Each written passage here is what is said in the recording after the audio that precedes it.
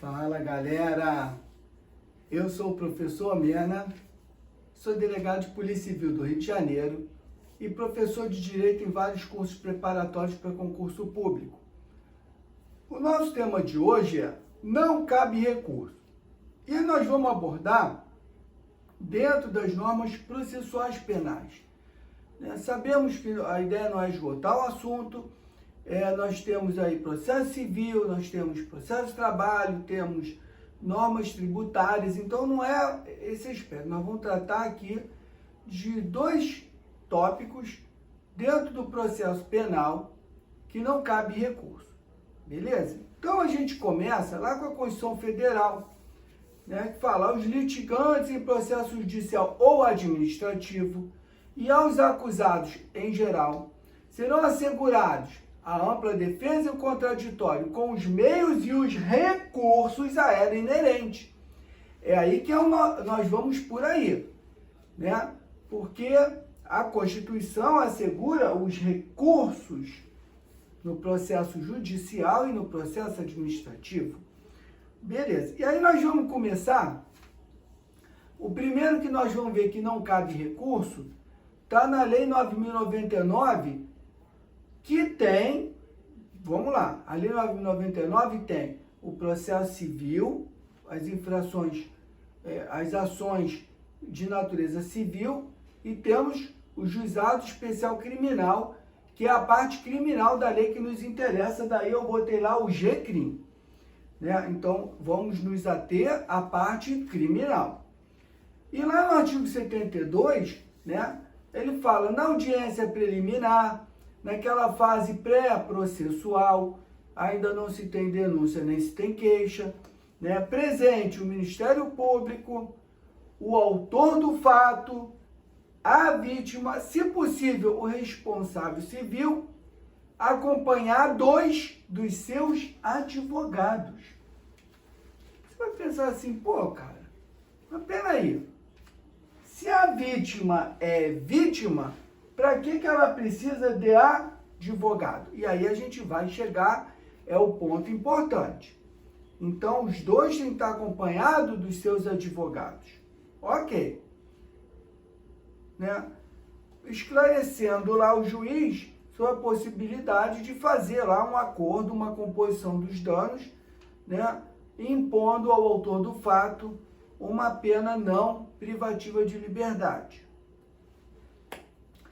Beleza, e aí, só para a gente não ficar perdido no tempo e no espaço, eu botei o artigo 73, fala, a conciliação será conduzida pelo juiz, e aí é juiz togado, juiz concursado, ou pelo conciliador, sob orientação do juiz. E no parágrafo único, quem é o conciliador, São auxiliares da justiça, recrutados na forma da lei, de preferência, não é obrigatório ser bacharel em direito, é de preferência. E quem está excluído? Aquelas pessoas que exercem função na justiça criminal.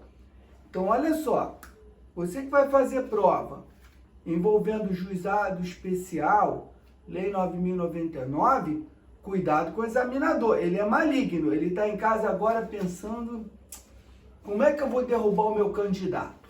Bom, veja bem, quem está excluído é quem trabalha na justiça criminal, quem trabalha na civil, na fazendária, na de família, qualquer outra que não seja a criminal, pode funcionar como conciliador. Beleza. E aí, no 74, diz a composição dos danos será reduzida a escrito e homologada pelo juiz, mediante sentença irrecorrível, que terá eficácia no juízo cível. Agora vamos entender. Caramba, sentença irrecorrível? Por que não cabe recurso? Simples, olha aqui. Lembra que o autor do fato e a vítima tem que estar com advogado?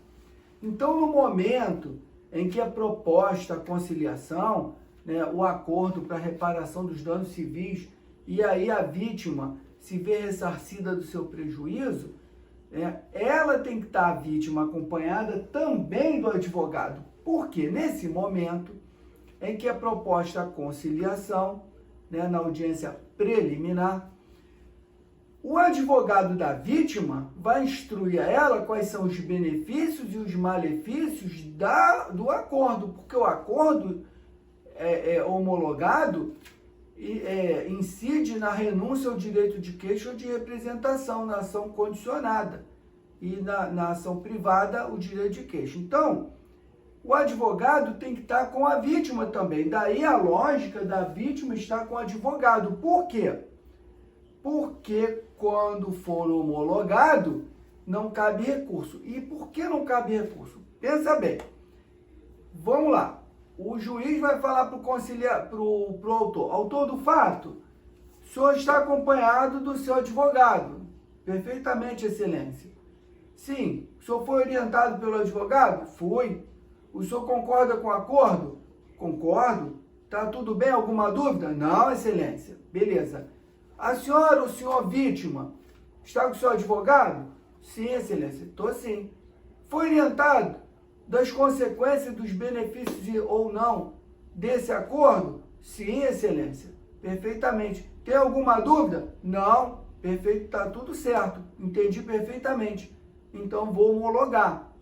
E não cabe recurso, por quê? Veja bem, autor do fato e vítima, assistido pelos seus advogados, concordaram voluntariamente, não foram obrigados a fazer o acordo, vai recorrer de quê? Daí a sentença ser irrecorrível, porque os dois estão assistidos pelo advogado e entenderam perfeitamente qual é o benefício e as consequências e por isso eles não têm direito de recorrer. Beleza? Passamos então para outra hipótese. A segunda hipótese que eu trago para vocês é o assistente do Ministério Público, Lá no artigo 268 do Código de Processo Penal, fala, em todos os termos da ação pública, então, só tem assistente na ação pública. Ação privada, não tem assistente. Poderá intervir como assistente o ofendido, o representante legal, ou, na falta deles, qualquer um do 31, perdão. Do 31 são o cônjuge ou quem vive em união estável, ascendentes, descendentes, por último, o irmão. Beleza, vamos lá, vamos chegar onde a gente quer. E até quando cabe a habilitação do assistente, enquanto não transitar em julgada a sentença? Então, por exemplo, o assistente funciona como um auxiliar do Ministério Público na acusação da ação pública. Ok. E aí, vamos imaginar que o réu tenha sido absolvido em primeira instância. E aí, o Ministério Público apelou da decisão. Aí, o ofendido, o representante legal, ou na falta deste, o cônjuge, união estável, ascendente, descendente ou irmão, resolvem se habilitar lá para ajudar na acusação e reverter a absolvição e condenação, por exemplo. Então, enquanto não transitar em julgado, o processo não tem resultado efetivo. Ele não pode ser executado. Então, porque a gente vê, princípio constitucional da presunção de inocência, mesmo condenado, enquanto não transitar em julgado, aquela pessoa não está cumprindo pena, não tem nenhuma pena a ser cumprida. Beleza. E aí eu lembro aqui o seguinte, o assistente tem que ter capacidade postulatória, tem que ser advogado inscrito na OAB. Se o ofendido, o representante legal ou o ascendente e descendente e o irmão não forem advogados, eles vão constituir um advogado para fazer representá-los no juízo. Então o assistente tem que ter capacidade postulatória, seja ele o próprio ofendido, seja o advogado contratado pelo ofendido. Vamos lá, ainda não é o que a gente quer. Chegamos aonde a gente queria. O Ministério Público será ouvido sobre a admissão do assistente. Ouvido. O que o Ministério Público acha? Tanto faz. Por quê? No 273 fala do despacho que admitir ou não admitir o assistente, não cabe recurso. Então pode o Ministério Público falar, olha, essa pessoa aí é muito competente, conheço muito bem, quero do meu lado na acusação como assistente. O juiz negar. Ou então o Ministério Público vai falar, não, essa pessoa é incompetente, essa pessoa já tive problema, essa pessoa não convive bem comigo, não quero. E o juiz determinar que vai ter assistente. Então, do despacho que aceitar, admitir ou não o assistente, não cabe recurso, devendo constar dos autos o pedido e a decisão. Beleza, galera? Então fica aí 2 casos no processo penal que não cabe recurso, que gera sentença irrecorrível, que são casos excepcionais. Me segue aí no YouTube, prof.omena, no Instagram, @prof.omena. Eu espero ter colaborado. Bons estudos e a gente se encontra no próximo vídeo.